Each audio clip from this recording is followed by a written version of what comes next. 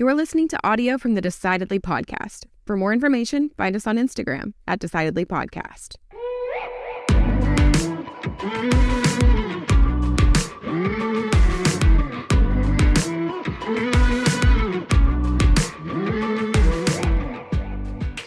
Our friend Kelly gave you a gift the other night. Yes. Yeah? Yeah, Kelly, owner of Mop Top Hair Products. For curly hair. She listens to the podcast, is a friend of the show and a friend of us in real life.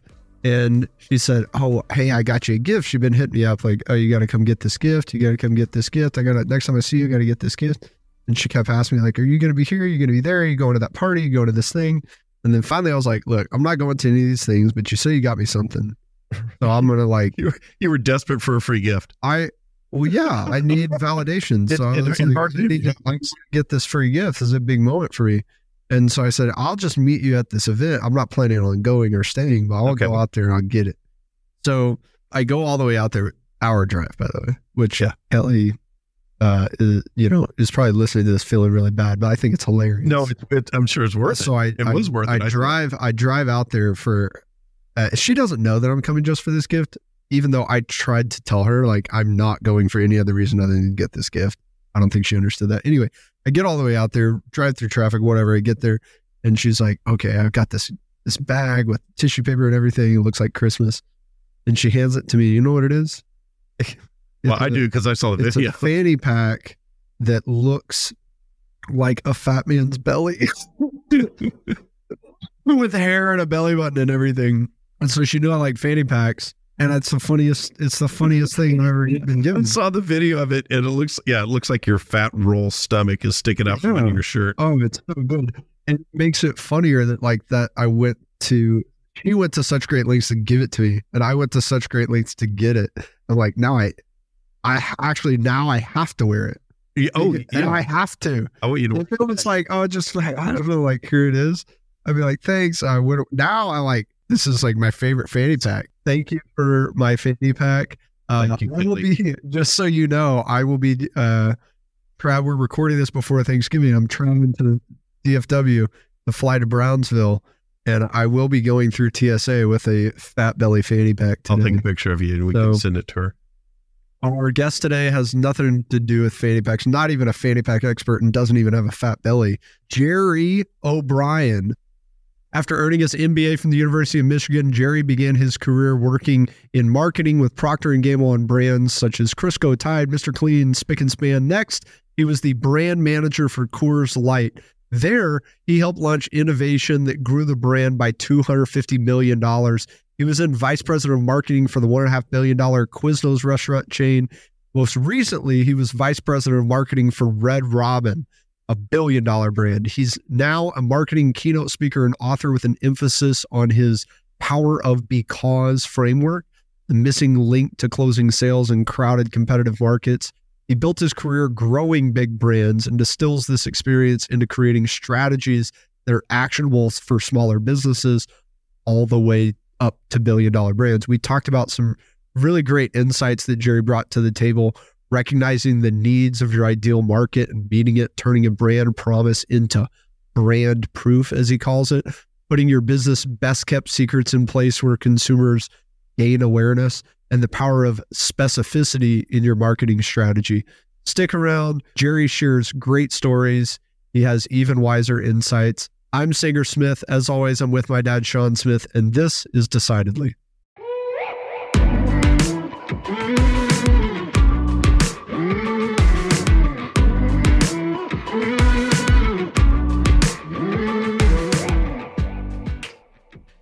Gerry, it's never been easier to be a Coors Light guy this year. You are the man behind my favorite business marketing story of all time, I think. What is that? The Coors Light Blue Mountain. The most clever story. I remember you telling me about it several years ago. Like, hey, you ever notice? Yeah. You ever notice how all the beers compete on something? And Coors Light competes on the most difficult to compete on. The coldest. But it works. So like, yeah. Take me back to how you progressed through the industry Great. So I started out my career in marketing at Procter & Gamble, right? So people have heard of Procter & Gamble, huge billion-dollar brands. And then that's where I really got my foundation in marketing. And what you learn is the framework that billion-dollar brands use to stand out in really crowded competitive markets. How do these brands get big and stay big?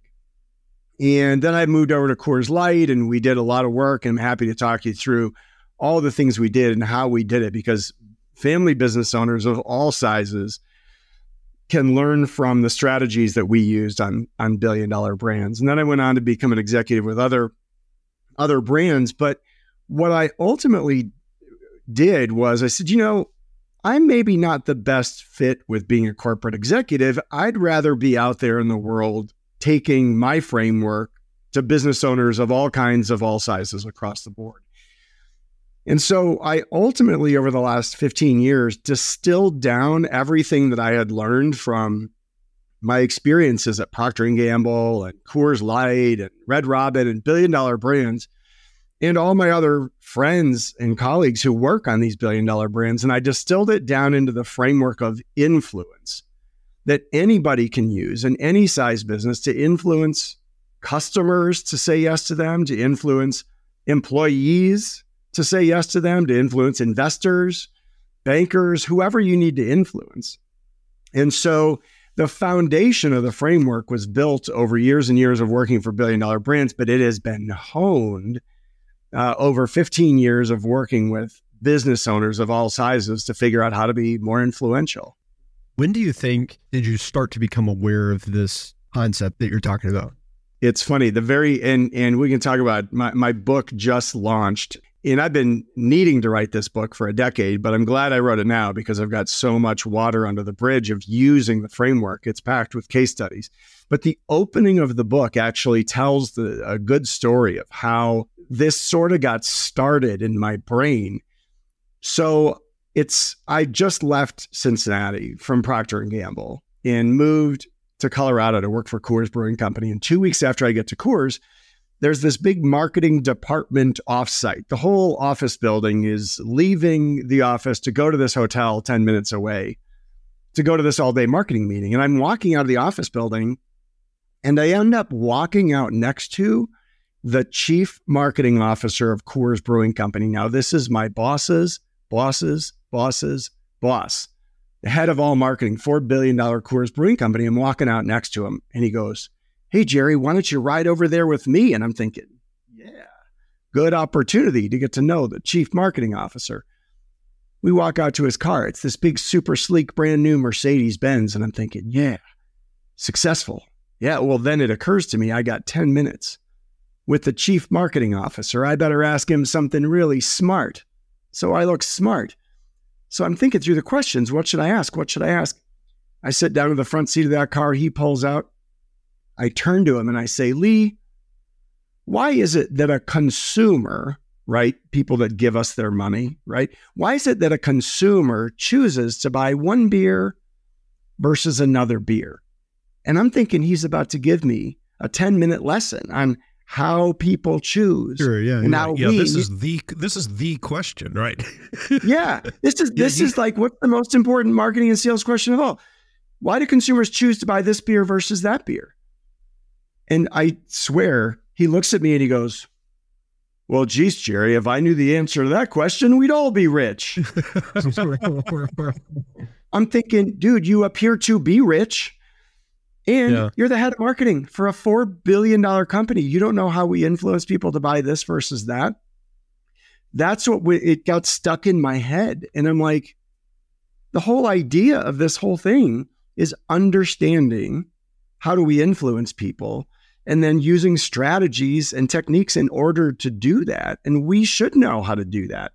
So I created this framework based on what billion-dollar brands do, but then tested with hundreds and hundreds of companies over the years.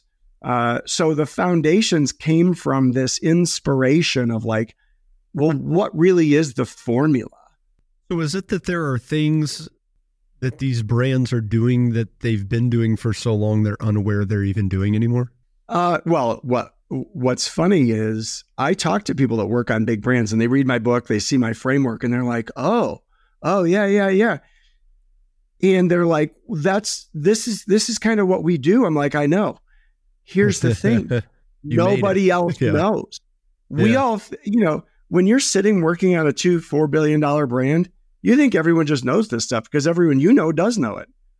I go out and I start talking to CEOs and they think I'm a genius. They're like, Gerry, I've never heard of this stuff before. I'm like, wow, we need to find a way to spread this knowledge further, better, in a more effective package, in a more effective way. And so that's really what I've spent the last 15 years. Do you think the answer to that question about, why does somebody buy one beer over another, which is the same as why does somebody buy one tissue paper or toilet paper over another, was that this person didn't really know the answer, or that the answer is too complex to address in a 10-minute car ride? Well, I could tell you in 10 minutes now, but I've spent 15 years preparing the answer, in fairness. But no, I don't know that it's that he didn't know. I thought probably he was trying to be funny. He was it's such an unwieldy question. He probably didn't think anything of it. And I mentioned him in the acknowledgments of my book, and other people that I worked with at Coors who, because one of the things that people don't really understand about billion-dollar brands, real people don't actually understand how these brands are actually managed. What do you mean by that? On the Coors marketing team, there was probably 30 or 40 or 50 people that sat in that department. There were 1,000 people that sat at the agency working on behalf of Coors. And so they're very, very complicated products, complicated brands to manage at all. There's a lot that goes on that people have no idea what it takes to do one of these. What do you think is the biggest unknown? In beer or in marketing in general? In marketing, when you say the public doesn't understand how they're managed, what would be the biggest thing that would shock the public or be intriguing to the public? It's just the size of them. Like people always ask me about the Bud Light example, which really doesn't have anything to do with the framework that I teach about how do we really influence people to buy from us versus others in really crowded markets. But everyone there is doing their best to do their job at what they're supposed to do, right? And when you've got a brand that sells billions and billions of dollars, you've got constituents across every belief, everything, every system, every whatever around the globe. And now in our world where everything can be blown up in an instant based on who knows who's pulling the levers and paying the dollars behind the scenes, right? Someone was doing their best job at their best audience, trying to make Bud Light look good to their niche of people. And it got off the rails because some other niche of people hated them. Well, you got to also stay true to and understand who your core ideal customers are. Now, there's something that every listener can learn from. And this is one of the biggest opportunities for businesses that are not billion-dollar businesses, which is who I work with, right? Who are your ideal customers? Who specifically is ideal for you? Who do you really want to target? Because all of us as business owners have people that are really, really the ideal customers we love working with, who make us the most money, who are the easiest to work with, who we have the most expertise for them, who are the most efficient, who have the highest margins for us. We have these ideal customers, and many times business owners spend a lot of time focused on customers who are a pain in the butt, who are low margin, and we know they are, but we're afraid to let them go because we don't know how we're going to replace the revenue. So you were faced with an issue on a similar product with Coors Light. Walk me through how you would take a product like that, or how you did take a product like that, and differentiate that in the marketplace and the decisions you had to make to be successful at that. So there are 4 parts, and this is great for any business owner of any size.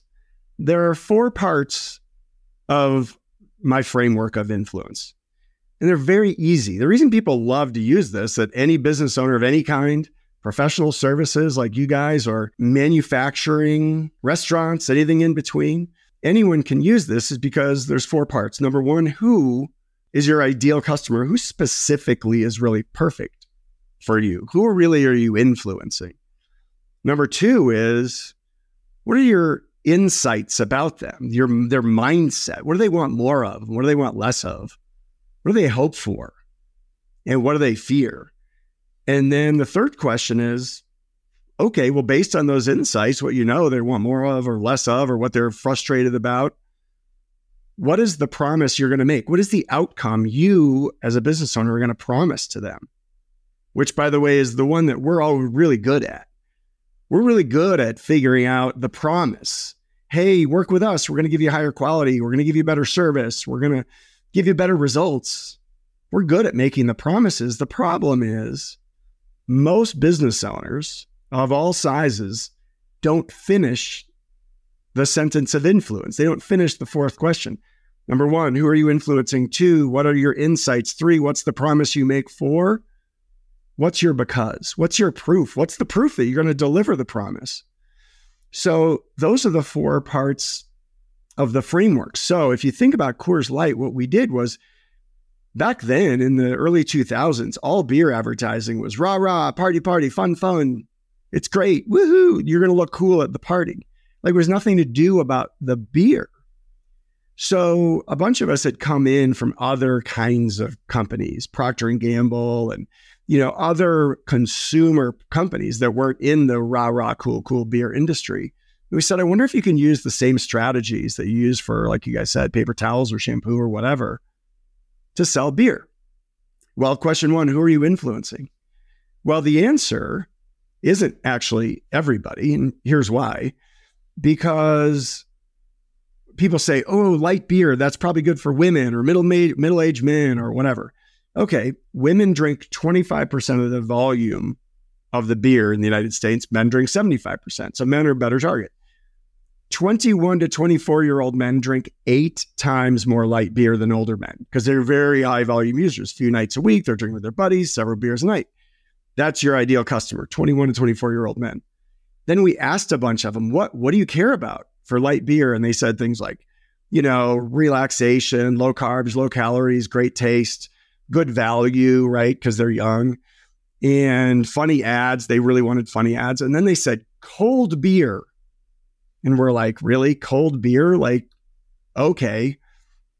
But then we looked at our competitors and we said, well, Bud Light was already trying to be cool at the party and like socially acceptable, although maybe they've gotten off the rails on that. And then Miller Lite was great taste, less filling, low carbs, low calories. So we're left with cold beer. So question number 3, what's the promise? The promise is, hey, our beer will be colder. Yeah, no one's going to believe that. And this is the mistake that business owners make. We make this promise, these promises. Hey, buy from us and we'll give you a better experience. And we say these things and they might even be true. We have great but service. Yeah. Yeah. Our brains don't believe it, right? So when you say something and make a promise, but you don't finish that sentence of influence with the proof, it sounds like fluff. If we came out, listen to this. If we came out and said, hey, buy Coors Light, our beer is colder. Like, well, that is extremely like not believable, like that extra not believable, right? Right. So you have to finish the sentence of influence. So here's what we did. So this is the thing that I want all of your listeners to learn. Number 1, who are you targeting? Who's your real good customers? 2, what are their insights? What do they care about? You got to understand that. That's the foundation. Based on that, what is the promise you're going to make? And then what's your proof? And at Coors Light, we didn't have very good proof, right? What are you going to say to make people believe their beer is colder? That's where those innovations that you guys were talking about come in. The first innovation that I rolled out was called the Frost Brew Liner Can. Now, this one comes before the one with the mountains that turn blue. This one is one where inside the aluminum can, there's a blue liner. Well, here's the secret about consumers, audience members. When I speak, they're always like, oh, blue liner. Oh, yeah, that probably, it insulates the can. I'm like, yeah, or it's blue. Or it's exactly, it's blue. Yeah. People are like, what do you mean? I'm like, here's the secret of the Frost Brew liner can. Every aluminum can ever made has had a liner inside of it, because you can't put beer next to aluminum or it will corrode. We put a clear liner inside the can so the beer didn't touch the aluminum. Yeah. In our case, we turned it blue and we gave it a fancy name. We called it the Coors Light Frost Brew liner can. Here's what happened. Flat light beer industry. Nobody could gain any share. We turned our liner blue. The first year we turned it blue, we increased our sales by $100 million. That's amazing. 5% growth. Yeah. 5% growth in cans of Coors Light because it had a blue liner. Yeah. In that saturated market, that's massive. And that was probably a fairly easy thing to do. I would think. Like on the production side. Right. Yeah. The production. Yeah. So we turn the liner blue. And here's the thing, what I'm saying. I want to be clear about this. I'm not suggesting you should be misleading to your customers, but over and over, when I work with business owners like the ones that listen to your podcast, what we find is they already have blue liners. They already have things they're doing that are unique, that are special, that are valuable to the customers. And many times they're their best kept secrets, right? They're not putting them in the right spot in their sales flow, in their website, in their proposals, and their one-on-one conversations, right? So the blue liner, yeah, it cost us, I forget what it was, minuscule. And you should have been there when we went to the engineers on the can line. We're like, hey, we're from marketing. And they're like, what? Right? And we're like, hey, we got this big idea. So we're going to turn the liner inside the can. We want to turn it blue. And they're like, it's inside the can. No one can even see it in there. What are you people nuts? It's going to have to optimize the line. There was obsolescence though, because the package, remember guys, the package has to match the cans inside the package, right? Yeah. So there's all these costs that people don't realize, right? And then we made an incremental $100 million and they're like, what else you guys got, right? And that's when we rolled out more and more and more innovations around cold, culminating with the one where the mountains turn blue when it's cold enough to drink. Ultimately, we made $250 million a year incremental in the business. Yeah. We actually grew through the onslaught of craft beer when all the other big beer brands were declining. But that framework, every business can use that framework to change how they influence customers. So it's make a promise and then demonstrate why they can trust the promise, because we do this, because the liner's blue, because the mountain's blue. Yeah. So when you make a promise, our product is better quality. Notice what your brain does. Your brain goes, well, your product is better quality because? Yeah. And your brain is looking for proof. Whenever you make a promise, someone's brain is looking for proof of the promise. And so many times we don't do it. And people don't even realize that they're missing out on it. Are there some industries where that because communication, right? I would assume every business is making a promise. Then they have to say the because. Are you finding that some businesses or industries are easier to communicate the because than others? Oh, absolutely. Like you guys work in an industry, like professional services of many kinds are tough. Accountants, attorneys, financial advisors. I work a ton in these industries because they're really crowded and competitive. And that's my sweet spot. You've got an additional problem where it's highly regulated, right? So you can only legally say certain things. So it narrows your ability to even use becauses at all. Yeah, we can't say we're the best, right? I mean, it's just you can't use the word best, right? It's against the rules. Right. Yeah, there's all these things you can't say, and they are starting to adapt your regulations a little bit related to testimonials and things like that, which is an example of proof, an example of becauses. But there are still things that even in industries like yours that you can do, like specificity. Specificity is a massive opportunity that most companies underutilize. You guys want me to give you a good example of the power of specificity? in your industry. So whenever I've got financial advisors in my audience, I always have to joke with them, right? Because you guys work in a really crowded, competitive industry. And so picture yourself, and I'm asking my audiences this question, right? Picture yourself walking into a party.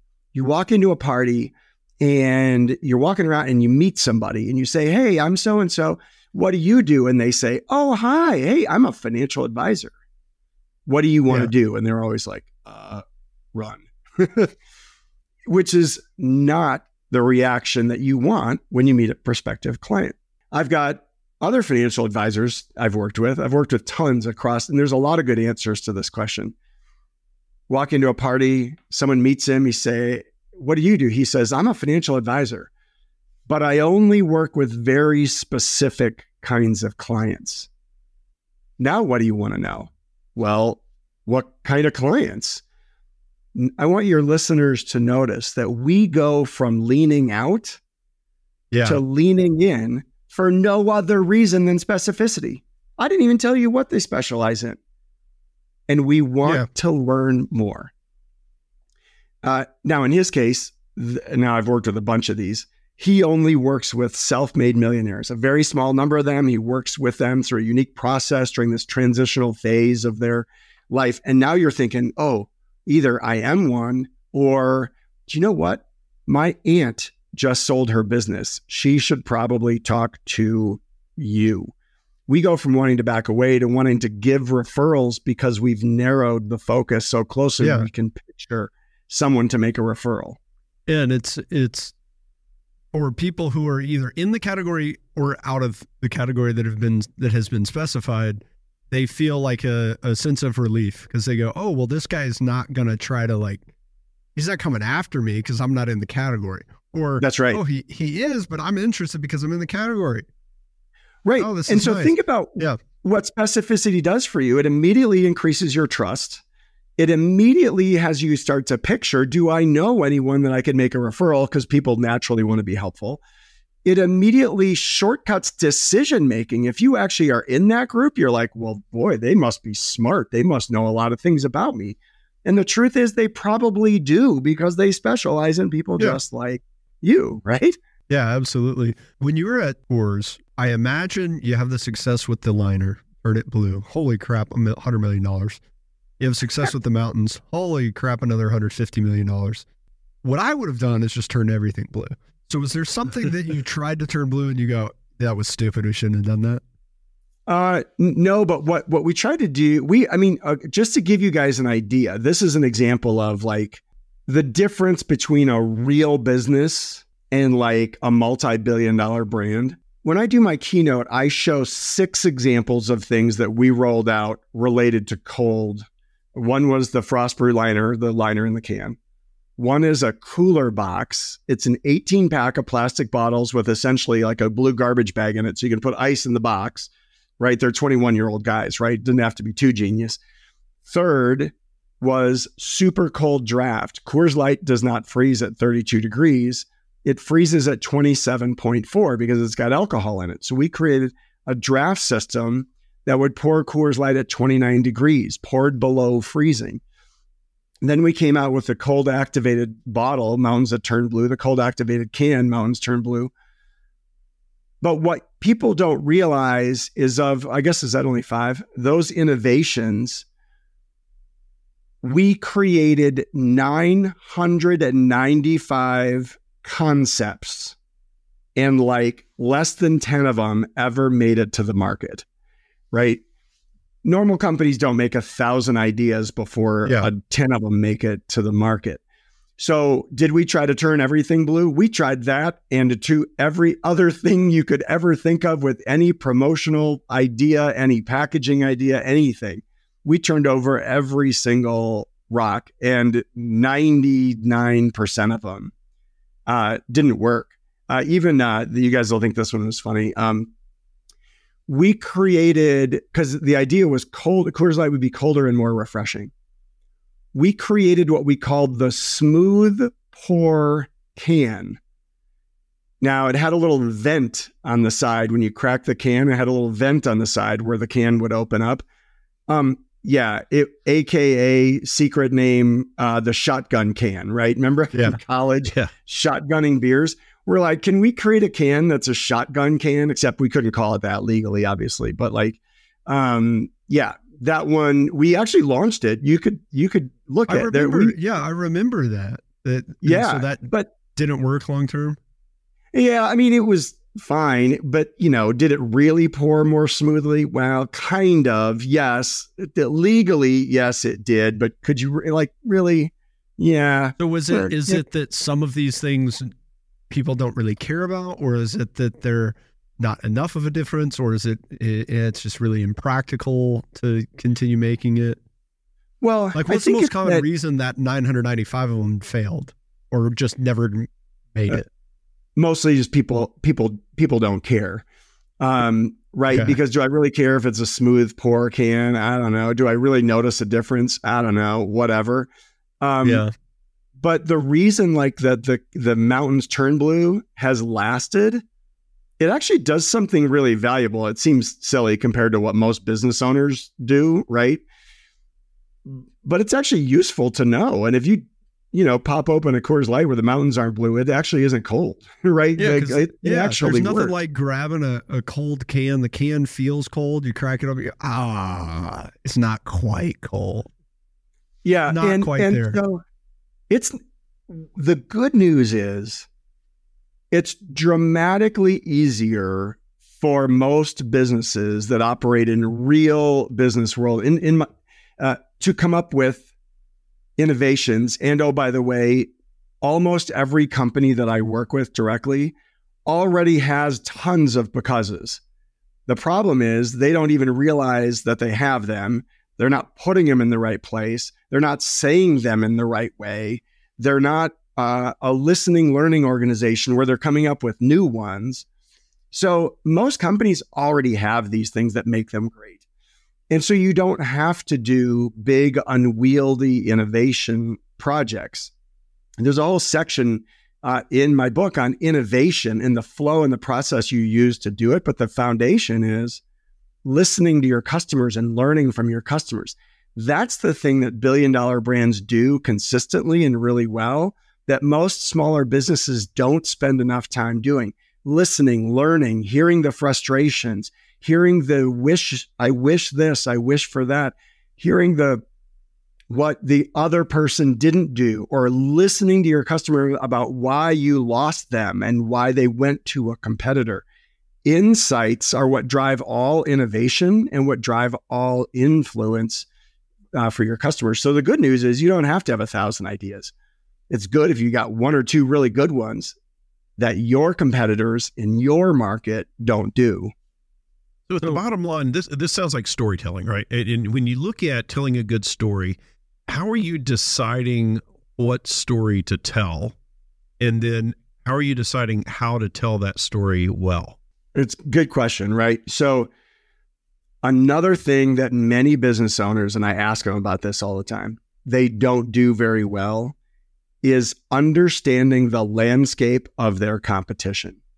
So I'll do a whole session with a company and we'll come up with becauses. We'll have 20 becauses and we'll have 50 insights and we'll narrow them all down and we'll get the best of the good stuff.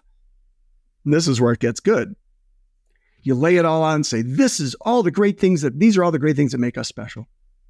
You say, okay, let's get out the competitor analysis that we've already done beforehand. Now, this is where all your listeners should say, maybe I should go do a competitor analysis. What you end up seeing is everything, a lot of these things that companies think make them special is the same thing your competitors are saying. And any of us can do this. We can go out and look at across the landscape, write down all the things from their website or their materials or their video, whatever you can find, put it against yours and figure out where are your gaps, right? Now, to answer your question, here's what you want to do. You want to figure out what are those things that you truly do that are unique from them and are valuable to your customers, right? If it's unique to you and valuable to them, and it's, now we've got a storyline, right? Now, if you understand who you're influencing, the insights, the mindset of the people you're influencing. Now you know what promise to make. Question 3, what's the outcome that you're going to promise? And your becauses, now we know that they're unique, valuable, different from your competitors. That's the story I want to tell, right? Now, that's not always easy, but if you don't know what your competitors are already saying, I don't know where to start with the story. If I don't know what the insights are of my customers, I don't know where to start the story. You got to understand the components. So those 4 things in my framework are the actual framework that we use on billion-dollar brands to make TV commercials. And so that's how the beginning structure of a good story, but you got to make sure it's good for you and not for your competitors. What can family business owners do who are sitting here coming up with ideas and they're thinking, well, I can't afford to come up with 995 of them only to find the 5 blue can ideas. And I go, if I had unlimited resources and time, I would try everything I could think of until I found my winners. Well, I don't have all that. So I can run through the process and think through, is it valuable? Is it different? Can I prove it? Run through these steps. Well, I can probably determine whether or not this is a implementable because, right? And go, okay, I can determine on my own without consumer feedback that the blue can definitely turns blue. I can determine through my own research that nobody else is doing the blue can or nobody else is marketing themselves as the cold beer, but I can't figure out on my own that anybody's going to care about the cold or the blue. So this how comes do up I all answer the time. that as a business owner without the resources of, Coors? This is why I'm so glad you asked me that, because this is why I do what I do. Personally, I always thought that corporate America was a little bit over the top with all this stuff anyway, right? But it is complicated to manage these really huge brands. I love working with real businesses that sell real things to real people in crowded, competitive markets. Here's the great thing about real business owners. We actually know our customers. We talk to them. We might have one-on-one conversations with them. We might have an email list of all the people that we sell to or have sold to. It just depends on the type of business you're in and the size of business you're in. Like you guys meet with your people one-on-one. People that are like a manufacturer, a distributor or something, they may have more like email interactions or interactions through their sales force. These are all opportunities to get insights, right? So the foundation of all innovation is understanding the mindset of your customers. The key is you need to know what questions you want the answers to. So initially you want to know, well, what do your customers or your prospects want more of, or what do they want less of in their life, in their business? What do they hope will happen if they buy from you or buy from your competitor? What do they fear will happen if they buy from you? What do they fear will happen if they buy from your competitor and they don't buy from you? These are all insights. What are their preconceived notions about people in your industry? So those are all insights, right? And we get them by talking to our customers, doing surveys, talking to our sales force, giving our sales force questions to ask, feeding that information back into the organization. This gives us the tools and the insights we need to do innovation, right? Then you don't need 1,000 innovations. But on all those things that you learn from your customers, come up with a few things. Now, I'm going to give you some ways to do this. Come up with something that would be valuable for your customers that your competitors either can't do because they don't know how to do it, they won't do because they're unwilling to do it because it's hard or it's complicated or it's inefficient, or something that they just haven't done, like no one's done it this way before. Those are ways you can start to innovate things. Now, let's say you come up with 5 ideas, 10 ideas, whatever. Now, write those in terms of concepts. Hey, we could deliver you this. We could deliver you this. We could deliver you this.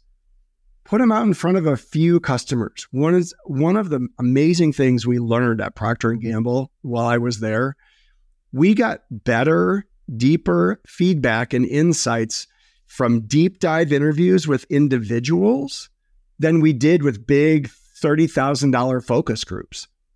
And the magic thing is anybody can do it. Any of us can go out and talk to 1 or 2 or 5 customers and learn the things we want to learn. So any of us can do it. And so that's a great thing for your listeners is come up with a few new ideas that you think would be really valuable for them that your competitors aren't going to do. And then just put it in front of them. Say, hey, we're thinking about doing this or this or this. What do you think? Listen, learn, give them to your sales force, listen, learn, and you will very quickly know which things start to rise to the top. Another thing you can do, I do this with some of my big, super commoditized clients. I do this with the American Institute for Steel Construction. I mean, these people, they build buildings out of steel, right? We do a think tank where we bring in architects, designers, builders, contractors, and we have a think tank to get into their mindset to figure out what do they care about, what do they like, what's frustrating them. So you can do that with your business. Bring in some of your key customers, spend some time getting some insights from them. That's a great point. Coors can't just go ask 15 beer drinkers and figure out what's going on. What were some of the mistakes that you made? And if you're like me, you probably look back at life and career and say, I don't regret anything, but we went down a road that ultimately wasn't fruitful. Oh, on Coors, we did that all the time. Yeah. There's a great example of one this is hilarious, from Miller Lite. So Miller and Coors in North America, you guys may know, eventually merged. And so the marketing departments are all in one place. They're different brands, but it's the same people running both the brands. And so they rotate around and whatever. And so they were trying to bring some of this innovative thinking from Coors Light and apply it to Miller Lite. And they came up, I don't know if you guys remember this, with this thing called the Vortex bottle. Do you guys remember the Vortex bottle? Oh, yeah. It kind of twisted at the top. Yes. Is that the one do you remember the idea? Some of this stuff gets to be a bit much, right? Yeah. The idea was that you would drink it and the beer would spin so that, get a load of this, so that it would touch more of your taste buds. No way. Really? All right. I'm like, really? Hey, who knows, right? And that actually, I'm telling you, that was good enough that it made it all the way to the actual market, right? Like that wasn't even one that got killed on the chopping block floor. The ones that get killed, that's probably where the real humor is. And right. I imagine that the public reaction to these is very difficult to predict because, for example, you talk the Vortex one. I don't know if I'm walking through the corner store, if that probably gets me to try it, realistically. It probably gets me to at least try it. Does it make me a loyal customer? I don't know. The shotgun type can that you were talking about. Right. I remember that one. So it definitely got me at least once. Budweiser, when they did their America can back in 2015, that was the only thing I drank that whole summer. It's like, oh, is that right? I'm drinking America, baby. Heck yeah. That one was just so silly, but it got me. But then other times people reacted negatively. Like when Bud Light, I don't think they still do this, but they were really proud that they didn't use corn, I think, right? So let's talk about that for a second. I'm so glad you remember that. This almost never comes up. And I have a copy of this ad that I show my audiences sometimes. In the 2018 Super Bowl, I think it was 2018 Super Bowl, they showed this ad. Because sometimes people say, well, Gerry, what about being negative against our competitors? Is that a good idea? Yeah. Not really, but they do it in politics and it works. So I can't say it doesn't work, right? But this 2018 Super Bowl ad from Bud Light said, it was this whole thing about dilly dilly and we've got this corn syrup that was delivered. And then they say, well, we don't use corn syrup. So they try to deliver it to the Coors Light Castle and they try to deliver it to Miller Lite Castle because they use corn syrup in their beer. And the whole thing is Bud Light doesn't use corn syrup. The ad was only shown once on national TV because the Nebraska corn farmers sued them because they didn't like it. But turns out it was found to be misleading because there's actually no corn syrup in beer. It's used in the brewing process to feed the yeast, but it doesn't end up in the final beer product. It's not even, right? You're not even consuming it? No, you don't know. There's what? Yeah. And so that's why you've never seen that ad again, because it was technically correct that they don't use corn syrup, but the corn syrup isn't in the product anyway. So they threw the whole thing out. Interesting. Yeah. I remember when that came out, I was in college and I was an agricultural economics major, believe it or not. And oh, wow.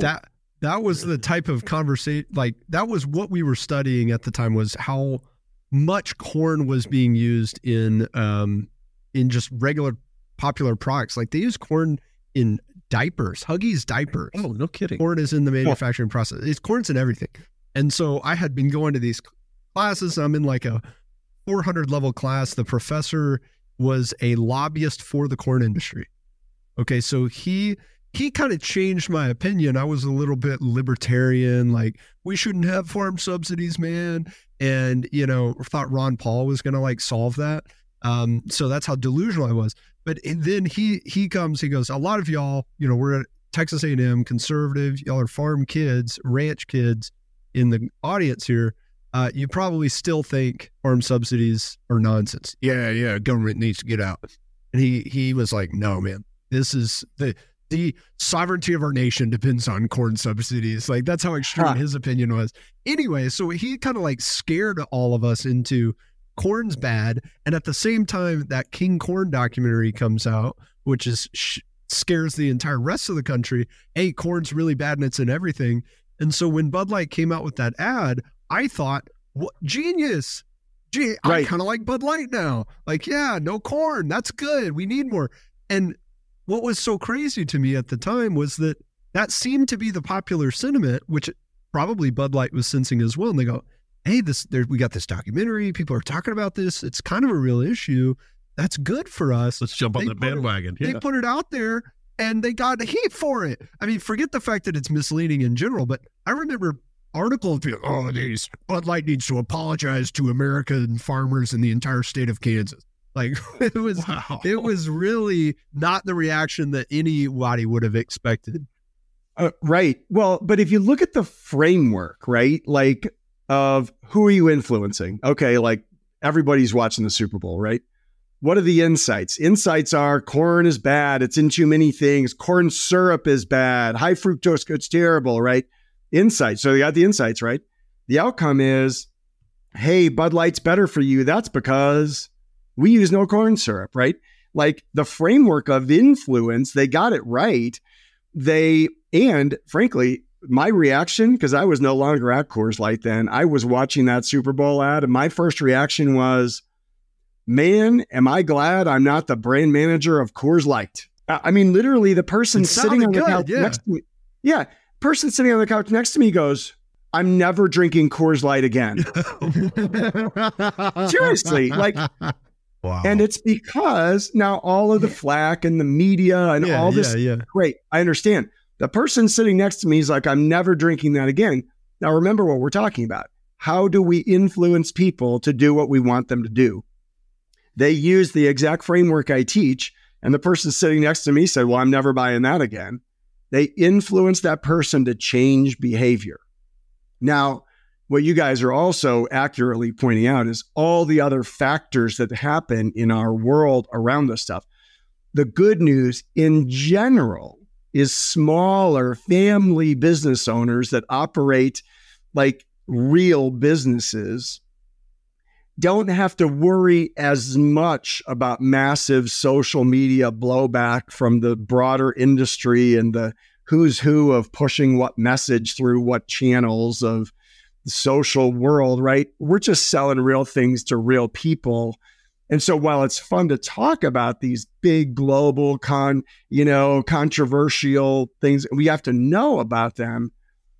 We probably have a little bit more forgiveness in our day-to-day dealing with our customers and our clients and who we're trying to influence. But the framework is the valuable part for everyone who wants to actually be more influential in their day-to-day business. What would you say is your best decision-making tip from all this? I actually talk about this in the opening of my book. Businesses, if you think about it, and you guys probably do, businesses are nothing but big collections of decisions. That's it. And the companies, the executives, the teams, the families that make the best decisions, they win. Over time, they win. And so my framework of influence is essentially a decision-making model. And the way the companies that actually implement it, the way they use it effectively, is everyone in the organization starts to have the same language, the same structure of how do we influence people, which is also the same way of how do we make decisions. And so they use it as a filtering method of saying, all right, executive team, here we got enough budget to do one of these three things. Which one should we do? And they run it through the filter. They say, well, who are our customers that we're really trying to get? Who do we need to sell to this year? Well, what do they care about? Why have we talked to them? Do we know the insights from them? Well, what kind of promise are we going to make? Well, are we that much better than anyone else? Those 4 questions that all of your folks can use actually will lead you to making the best decisions for your company. It's not just an influence framework. It's a decision-making framework that gets everyone on the same page and evaluating decisions in the same way. Thanks for being here, Gerry. I really appreciated it. We learned something. Where can people find you, connect with the work you're doing, and get a copy of your book? The book, and I've actually got a copy of it here somewhere, is called They Buy Your Because. And my website is whatbigbrandsknow.com. And the website for the book is theybuyyourbecaus.com. And if you want to connect with me on LinkedIn, the last name is O'Brion with an O-N, O-B-R-I-O-N. Anybody ever tell you spelled both of them wrong, first and last? I know. They are spelled. And in fact, when I went to Ireland, I was like, I'm Irish. They're like, no, that's not Irish. That's just an English misspelling. You're not Irish at all. That's what they told me. Cool. Yeah. Thanks, man. Thank you, guys. I appreciate it. I appreciate the opportunity to be on. Hey, it was great talking to you. Yeah, you too. My takeaway from talking with Gerry is when you look at his framework about who you're trying to talk to, finding out what they care about, what your promise is, and how you justify that or your proof source on that. So many businesses don't walk through that framework. And it just takes a minute to think about the answers to those 4 questions and crafting that message so that it's out there, basically figuring out what is my story I'm trying to tell, and then working on how to tell that story. And I think so many businesses work on the how first. My takeaway is once you find the why, you have to be able to prove it. And that's the power of the because that Gerry talked about. So having a why that's distinct, it's different and valuable, but then also being able to prove it with a because. And that gave me a lot to think about. You just made a great decision to listen to this episode of Decidedly. Make another great decision and leave us a 5-star review wherever you listen to podcasts. We appreciate your support. It helps others find our community and defeat bad decision-making in their own lives. For more daily decision-making insights, check us out at decidedlypodcast.com and on Facebook and Instagram at decidedlypodcast. Thanks again for listening. I'm Sanger Smith, and this is Decidedly. Insights, advice, and comments provided by Sean Smith, Sanger Smith, and speakers identified as part of the Decidedly podcast should not be considered recommendations. Speakers not identified as members of Decidedly are expressing their opinion, and their statements should not be construed as reflecting the views of the Decidedly team. This podcast is produced solely for informational purposes, not personalized advice.